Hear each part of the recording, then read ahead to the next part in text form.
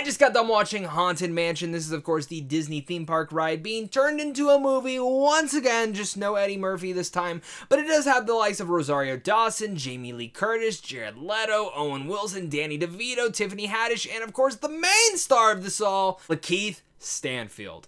Now, I have not been that excited for this movie. There's a lot of reasons why I haven't been, mostly because I'm just kind of pissed that Del Toro's Haunted Mansion movie never happened. It wasn't going to have the Hatbox Ghost, which we got in here, but it was going to also have Ryan Gosling. And it's, again, Del Toro making a Disney Studios Haunted Mansion movie. That was like one of my most anticipated projects of all time. Sadly, it fell through. This is the project we got. Also, Justin Simon, which I could be mispronouncing that, so I highly, I'm very apologetic about that. He directed this movie. I have not loved any of his other projects. Some I found a little bit disappointing, some that I appreciated for what they were, but they've never been my jive of it all. And I walked into this movie not really loving the trailers either. I love the theme park ride, though.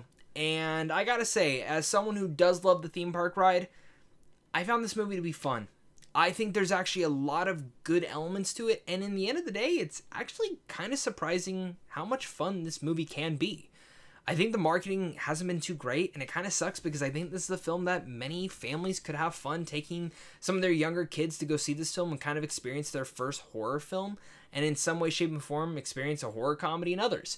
But I do want to say that this video was recorded during the 2023 WGA and SAG strikes. Without the labor of the writers and actors currently on strike, this movie being covered here would not exist. I do have links down below where you guys can go check out some more information on the strikes, possibly even stuff where you can go donate as well.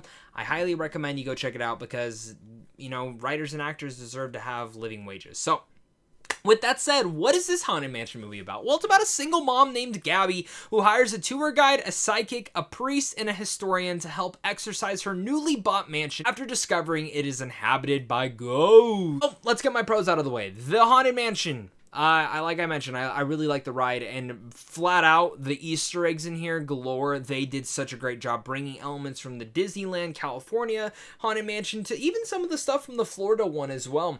And I really liked how they were able to tie and twist a lot of the different spirits, a lot of the different haunts, and a lot of the different thematics in those rides to actually play throughout the story and not just feel pandering to fans. Like, yes, there's Easter eggs in there, but they all feel worthy of the story, and none of the Easter eggs that happened to be alongside the Haunted Mansion ever really bothered me. They felt kind of seamlessly placed in there, and I really like how Katie Dippold, who is the writer of this, really did a great job building out the Haunted Mansion itself. And I'm actually curious to see how she was able to develop that whole entire plot line and everything, and alongside Justin as well as the director, because that's a tricky situation. You want to walk that fine line of like picking things from the ride, but not just making it the ride and not just making it seem like you're just, hey, look at these cool things in live action. And sometimes it seems that way, and maybe there are certain things I wish we would have seen a little bit more of, which I'll talk about in my cons, but overall, it was really cool. And alongside that, the production design was incredible. Like, the way that they rebuilt a lot of these different moments and the way that they actually interpret it into a movie was some of my favorites. Of course, the stretching elevator room that if you've ever gone on the ride, you know about. That sequence was actually really damn good.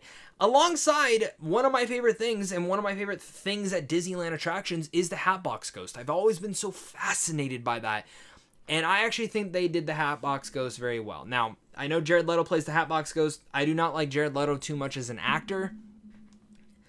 You can't even really tell, if I'm being honest. So, the prosthetics, some of the actual CGI and the visual effects on the Hatbox Ghost, to even the practical effects as well, they look great. And I really dug what they were able to do with the Hatbox Ghost. And I actually like how they centered the entire story around him being the villain of this. And it actually made sense per what his origins is inside the Haunted Mansion itself. And again, those Easter eggs are things that a lot of fans are going to have a blast pointing and picking out. But the thing I actually want to talk about, what makes this film so worthwhile, actually something I wish the film would have touched on more, is the thematics of grief. I actually found myself getting deeply teary-eyed. Now, I'm dealing with certain things in my personal life right now with this, but the way that this film actually handles grief is a lot more mature than I was expecting. You know, when you go on the Haunted Mansion ride, it's kooky, it's fun, it has some jump scares here and there, and this film has that. Like, the jokes in here are kind of hit or miss, but the comedy's subjective, so that's what I can say with that. But the dramatic avenue to this, with grief, is actually the best part about the film. And whoever's decision it was to put that in this movie, that was the most genius thing you could have done. And I actually, as much as I really like that they went for the humor, and I love that they went for that kooky tone of the ride, I actually wish that would have been the whole thing of it. That dramatic avenue. Because when I look at the Pirates of the Caribbean movies, they are completely separated from the rides. They have obvious Easter eggs, but that is a completely different interpretation. It is wild, it is insane, it's fun. The Pirates ride itself is kind of in the same vein as the Haunted Mansion ride. I actually kind of wish they would have found a more finer balance and maybe even made the comedy less slapstick and actually more towards the dramatic avenue of it all. It could have worked. I just think that because each actor in here is really much used for different purposes and different styles and tones. And we'll talk, again, a lot about that more in my cons, because, this film is not great, but it's fun. And it's also deeply emotional, which I wasn't expecting. But to go alongside that, I do want to talk about the actors. Rosario Dawson is fantastic in here. I actually thought she was a big standout. Wish we would have gotten a little bit more of her. Jared Leto, like I give or take, doesn't really do much as the Hatbox goes for me. Jamie Lee Curtis, though, as Madame Leota is stellar. Loved her in here. It didn't feel like it just took away from seeing Jamie Lee Curtis as Madame Leota. She actually really did bring that character to life. Danny DeVito's fun, but I, again, didn't really get much of him. Tiffany Haddish, I thought, was actually great and had a lot of the funny moments in here. But the best part about this film is flat out Lakeith Stanfield and Owen Wilson, right alongside Rosario Dawson. All three of them really make this entire story work. And Chase Dillon, who plays Travis in here. I actually thought the kid in here, who I thought honestly could have gone annoying, was actually really touching. But with this being a family movie, there is something to kind of consider here, is that this is going to be some families' first time showing their kids a horror film. And when it comes down to jump scares, for me, nothing really scared me. I'm typically a scaredy cat. I won't lie. I think some kids could get scared of this movie, depending on their age and depending on you as the adult to decide on that. There is some cool little jump scares in here that I thought was fun. And a lot of sequences that are very trippy and, again, play to that aesthetic of the Haunted Mansion ride. Like the stretching hallway, the stretching rooms, like those sequences like had me just going, wow, this is awesome. And I can't remember if I already talked about it, but the sound design for this, the way that they actually used the ghost, was fantastic. Now, last but not least, before we dive into my issues, the score for this really brought the ride to life, and I actually really feel like you feel that entire whimsical nature of the entire ride within this film. But now diving into my issues, I have quite a few. First off, there's too many characters in this movie, to the point where while each one is fun and I had a blast with it, they don't really dive into all of them too often. I feel like they could have either gotten all the characters on board right from the jump, but then I think that would have taken away from Lakeith Stanfield's character, so I feel like some rewrites could have been different to kind of morph the characters into one and have less characters. I also say that because I also think not all the characters are interesting, and I would have actually rather them played around with some of the characters on the Haunted Mansion ride itself. Now, this is more of an issue for someone who just loves the ride. There are certain things and ghosts that I expected to see more of, and they're not really in it at all. Some misses for Easter eggs too, where I was just like, really? You don't have that? Where even I could look at the Eddie Murphy version and be like, yeah, like they got that right, and that's not a great movie. It's fun for what it is, but it's not a great movie, and I feel like there were some weird misses here and there. I think overall this is the better made film, like flat out. Like there's no doubt about that, but just some weird Easter eggs where I wish they would have touched into those, or maybe even made those characters a little bit more of the story. Same with Madame Leota. While I love what Curtis was in here, you get Curtis to play this role. I really felt like they should have used Leota a lot more. And there came a certain point where I was like, oh, sweet, they're not using her yet. Okay. And it takes like another 25 minutes to finally get her into the story.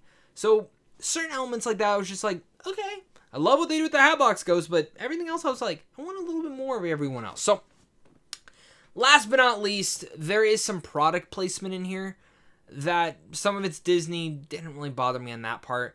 But there's some weird jokes, and this is an issue for just a lot of filmmaking today, where they make like references to jokes like Amazon, or certain scented candle brands, or even like you see a Burger King thing. And I just kept sitting there like, why? I kind of wish this film would have taken place at a different point in time where like some of that stuff didn't really exist or it didn't need to be in the film, because it kind of just took me out of the experience. And when you make jokes about it, like, I don't mind seeing it, but when you make jokes about it, that's when it really takes me out of the entire experience. And maybe I'm just being a grump, maybe it won't even matter to you, but it's just, I hate when films do that nowadays, and this film did it quite a few times. Not gonna lie, this movie is made for fans of the Disneyland attraction. It has fun horror bits to it, it definitely has a lot of hit or miss comedy that some will work, some won't. Maybe you'll think this is the funniest thing in the world, but it has Easter eggs that made me, a massive fan of the ride, geek out. But surprisingly, the best part about this film is not the humor, the kooky tone that I was expecting to have from this movie. It's actually the deep conversation about grief that you're going to have from here. And I'm not going to lie, I did tear up from Lakeith Stanfield's performance in here, which is phenomenal. I enjoyed this movie for what it is. Take that as what you will. I think some of you guys will find some fun in this, but others of you might not. I'm going to go positive on this, so with all that said, I'm going to give this film a B-. Just to hear what other people think, because it was just me and my sister that talked about this movie. My sister liked it a lot more than I thought she would. I think you will as well. Thank you much again, though, for watching this. Make sure to hit that like and subscribe button on your way out. We have tons of movie reviews coming up soon, and of course, until next time, stay classy.